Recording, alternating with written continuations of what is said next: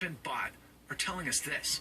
Our governments are forcing the public to subsidize fossil fuels by $400 to $500 billion per year worldwide, thus encouraging extraction of every fossil fuel, mountaintop removal, longwall mining, fracking, tar sands, tar shale, deep ocean, Arctic drilling. Or to use corporate propaganda to tell people that the climate crisis is fabricated by the scientists, just trust us, the companies.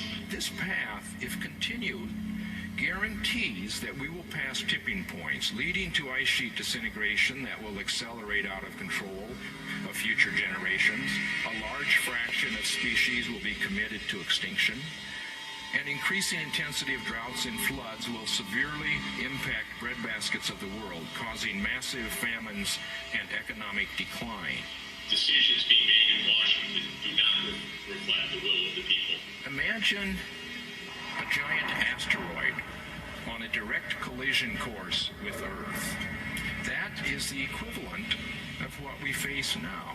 We need a new energy system. Yet we dither, taking no action to divert the asteroid, even though the longer we wait, the more difficult and expensive it becomes. We're also going to run out of conventional or heavily deplete conventional oil, at least in coming years. So now you know what I know that is moving me to sound this alarm. Clearly, I haven't got this message across. The science is clear. I need your help to communicate the gravity and the urgency of this situation and its solutions more effectively. We owe it to our children and grandchildren.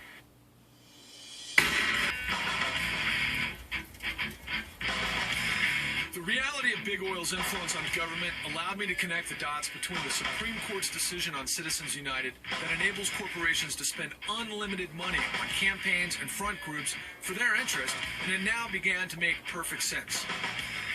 After the crash of 2008, the fact that there are no limits on those largely responsible for the mess we are now in, and who continue to steer us in that same direction for their own benefit, made me consider what this project had become.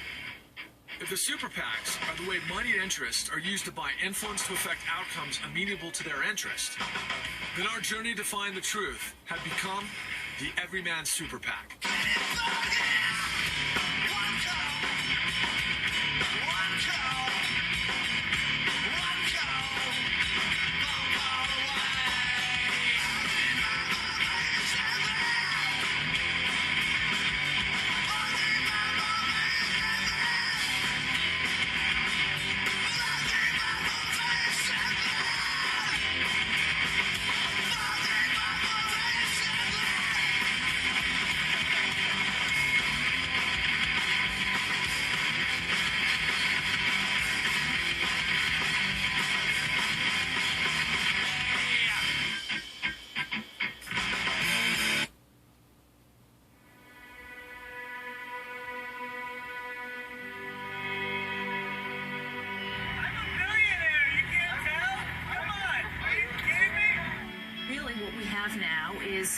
Corporations buying our government. The lobbyists, the big corporations, the people who try to buy out Washington are the enemy.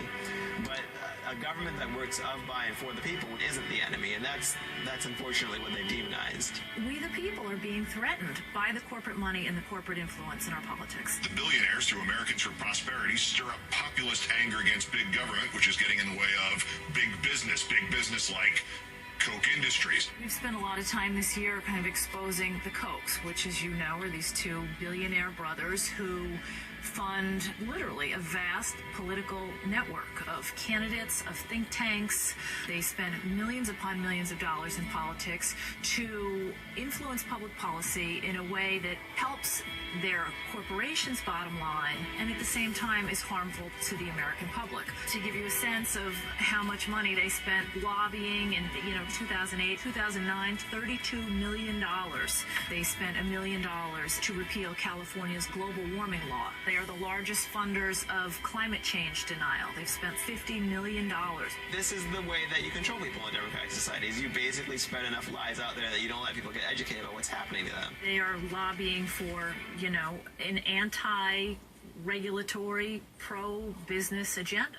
All this talk about the Koch brothers made me want to reach out to the Americans for Prosperity, and Alan Cobb, their Director of State Operations, was gracious enough to speak with us. Yeah, and I do not consider myself an Ivy Leaguer. It's almost like a coincidence I happen to have a degree from an Ivy League institution. So we are a free market grassroots public policy group, and we started about 7 years ago. And the reason is one of the big gaps on the right of center the puzzles on the political side were really a lack of an organization that could get the regular public involved and educated on these issues. It's been around, and has it always been funded by the Kochs from the very beginning, or other people? It's not just funded. I mean, we have 81,000 donors, so this notion that the Koch brothers do anything is just a fallacy. And Okay. I think it's a shortcut for those on the left who want to try to, I guess, minimize the depth and the levels of support that we have. And David Koch is our C3 chairman, so if the folks want to think that one entity is funding it, I guess they can think that. The Foundation for Americans for Prosperity raised $39.6 million in 2010 according to their tax returns. How much of the funding comes from the Kochs, however, is uncertain because, thanks to Citizens United, large donors and the amount of their donations do not need to be revealed. Well, then let's put that into perspective. Let's understand how limited government today is the solution. Well, I pose it to, here's one way to look at it is let's look at Congress. We have 535 members of Congress. Why do we think they're equipped to make the decisions for us? Okay, so I don't want Congress telling me how to live and what to do, and I bet you don't either. But when it comes to keeping our air and our water clean, or providing world-class education for our children, or having prudent leadership to do what's right for the American public interest, that's what our democracy was designed to do. As a result of 2008, the disparity in wealth in this country has reached all-time highs. Is that a problem? We've actually, the disparity in wealth has decreased in the last 5 years. Maybe we have a difference of facts, but, there should rarely be difference of facts. There should never be a difference of facts. There should be maybe difference of interpretation. We have a government that's interjected themselves more and more into the private sector. You don't think global warming is man-made, right? Look, the carbon emissions in the U.S. are going down. If that's the case, where does patriotism fit in? Patriotism, good question. Patriotism, I think that probably fits in economic freedom and personal liberties. Is it patriotic to adhere to principles that might slow economic growth, which then makes our standards of living lower? Is that patriotic? Slow economic growth for who?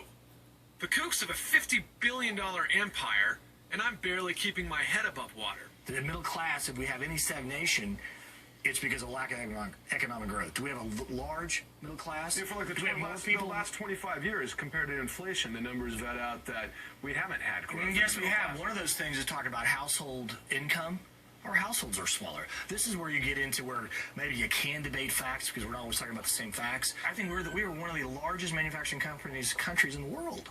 Do we manufacture as many more opportunities generally than we've had in 20, 30 years ago? And who's at fault for that?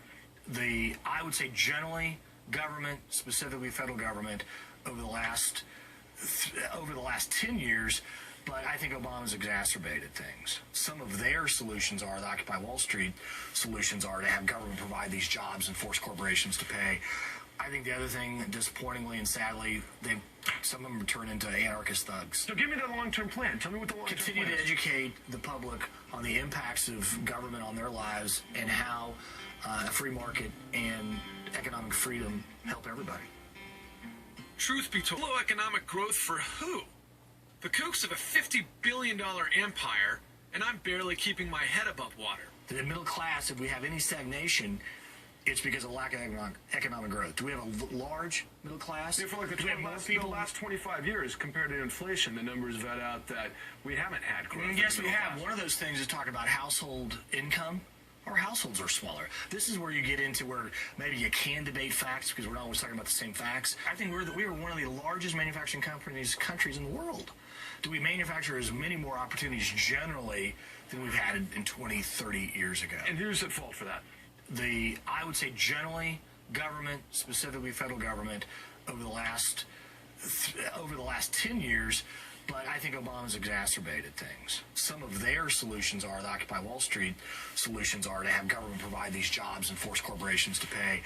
I think the other thing, disappointingly and sadly, some of them turn into anarchist thugs. So give me the long-term plan. Tell me what the long-term plan is. Continue to educate the public on the impacts of government on their lives and how a free market and economic freedom help everybody. Truth be told, I found Alan to be a very likable guy. Now, while my ASU pedigree might not be as well regarded as his master's from Harvard, I know when someone's pissing on my head and telling me it's rain. Do you? The way I see it,